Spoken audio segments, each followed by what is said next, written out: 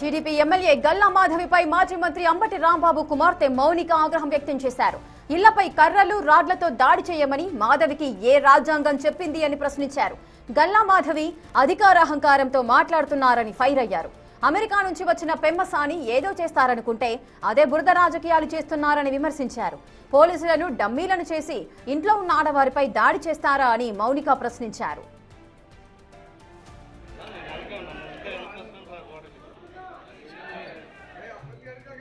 అంబటి రాంబాబు గారి మీద జరిగినటువంటి హత్యాయత్నం ఏదైతే ఉందో అది పెమ్మసాని గారి ఆదేశాల మేరకు మన గల్లా మాధవి గారి ఆధ్వర్యంలో ఆవిడ పర్యవేక్షణలో పోలీసు వారి సహకారంతో జరిగినటువంటి ఈ హత్యాయత్నాన్ని పార్టీలకు అతీతంగా అందరూ ఖండిస్తుంటే ఆవిడ తిరిగి మరుసటి రోజు ప్రెస్ మీట్ పెట్టి లైవ్ లో బెదిరింపులకు దిగారు.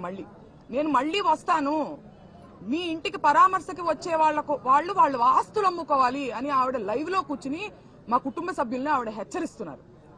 దీన్ని ఎలా చూడాలో నాకు అర్థం కావట్లా.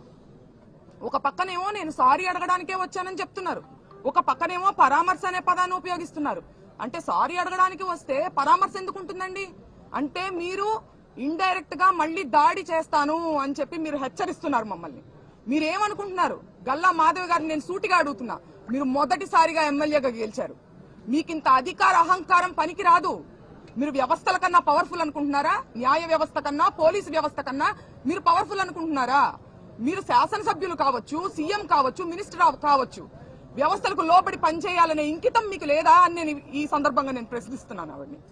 అలాగే పెమ్మసాని గారు, ఆయన చాలా చదువుకొని దేశ విదేశాలు తిరిగి ఆయన తిరిగి రాజకీయాల్లోకి వస్తున్నారు అంటే నిజంగా పార్టీలకు అతీతంగా ఒక ఎడ్యుకేటెడ్ పర్సన్ గా ఆయన ఏదో ఇక్కడ ఉన్నటువంటి బురద రాజకీయాల్ని ప్రక్షాళన చేస్తారని నేను అనుకుంటే, జనం కూడా అనుకుంటే ఆయన ఇక్కడ ఉన్నటువంటి బురద రాజకీయాలను ఇంకా భ్రష్టు పట్టించే విధంగా ఆయన ఆలోచన విధానం ఉండడం చాలా దురదృష్టంగా నేను భావిస్తున్నాను.